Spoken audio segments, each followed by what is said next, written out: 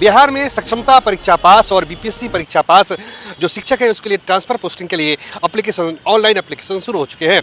कुछ रिसेंटमेंट है जिसको लेकर शिक्षक निर्वाचन क्षेत्र से जीते हुए एमएलसी उन्होंने शिक्षा मंत्री से तुरंत मुलाकात की है और इस वक्त हमारे साथ है। सर, सबसे पहले आपसे ही जानना चाहेंगे क्या बात हुई है शिक्षा मंत्री से? देखिए, बात सकारात्मक हुई है और जो शिक्षक की मांग है, हम लोग तो मांग कर रहे थे शिक्षकों के लिए ऐच्छिक का स्थानांतरण कीजिए, लेकिन ऐच्छिक पर नहीं, लेकिन प्रखंड की बात पर इन्होंने समय मांगा है, कहा है कि हमको समय दीजिए। हम इसमें सुधार की बात, जो गृह अनुमंडल, जो पदस्थापन अनुमंडल को छोड़कर ऑप्शन 10 ऑप्शन देना है, तो इस सब पर विचार हम लोग कर रहे हैं, मंथन चल रहा है और सकारात्मक हम शिक्षकों को जिलों से, चूँकि हम लोग की एक शंका थी कि जब गृह अनुमंडल और पदस्थापन अनुमंडल को छोड़कर अगर 10 ऑप्शन अनुमंडल का देना होगा तब तो सबको जिला बदर होना पड़ेगा। हम लोग विरोध इसी का कर रहे थे और चूँकि विभाग ने ही सक्षमता परीक्षा लेकर जो परीक्षा फल घोषित किया उसमें जिला का अलॉटमेंट भी कर दिया, तो फिर अब जिला बदर करने की बात अब हो रही है इस नियमावली और मार्ग निर्देशिका से, तो इसी की बात करने गए थे। उन्होंने एक अंत में ज़रूर ये बात कही कि हम जिला में ही शिक्षकों को रहने देंगे, जिला से बाहर नहीं करेंगे। ये बहुत इंपॉर्टेंट बात कही है। सर, क्या बात हुई है?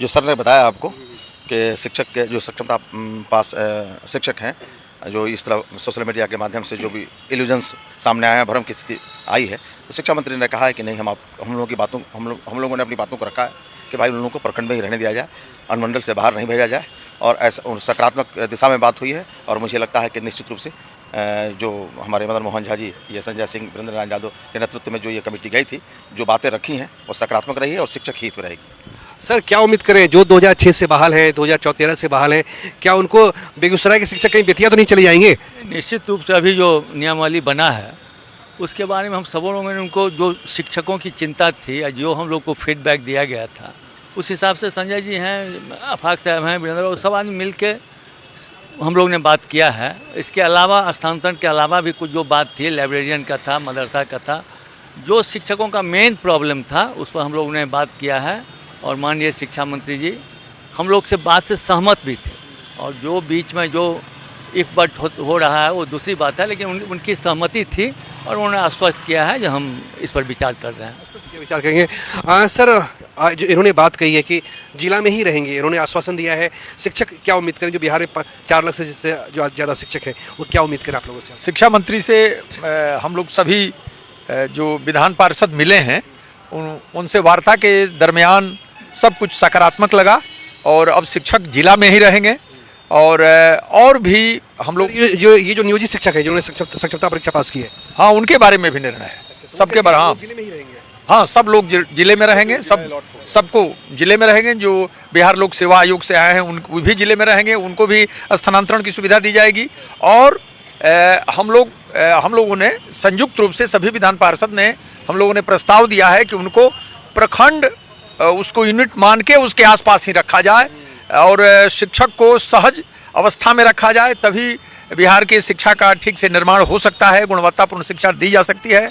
हम लोगों की दृढ़ मान्यता है। आगे भी हम लोग माननीय मुख्यमंत्री से मिलेंगे और भी जो संबद्ध लोग हैं उनसे मिलेंगे और यह लागू होगा।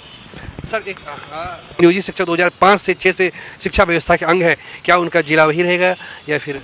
देखिए, शिक्षक के हित में ही, शिक्षक की बातों को ही, शिक्षक की आशंकाओं और भ्रम को दूर करने के उद्देश्य से ही हम लोग सब मिलकर सामूहिक रूप से शिक्षा मंत्री से मिले हैं और बहुत ही सकारात्मक बातें हुई हैं। और ये प्रयास, भरोसा तो हर बार मिलता है, लेकिन जब रिजल्ट आ जाता है तो पता चलता है कि बातें बिल्कुल 360 डिग्री पे घूम गई है। सही बात, ऐसा तो नहीं होगा इस बार?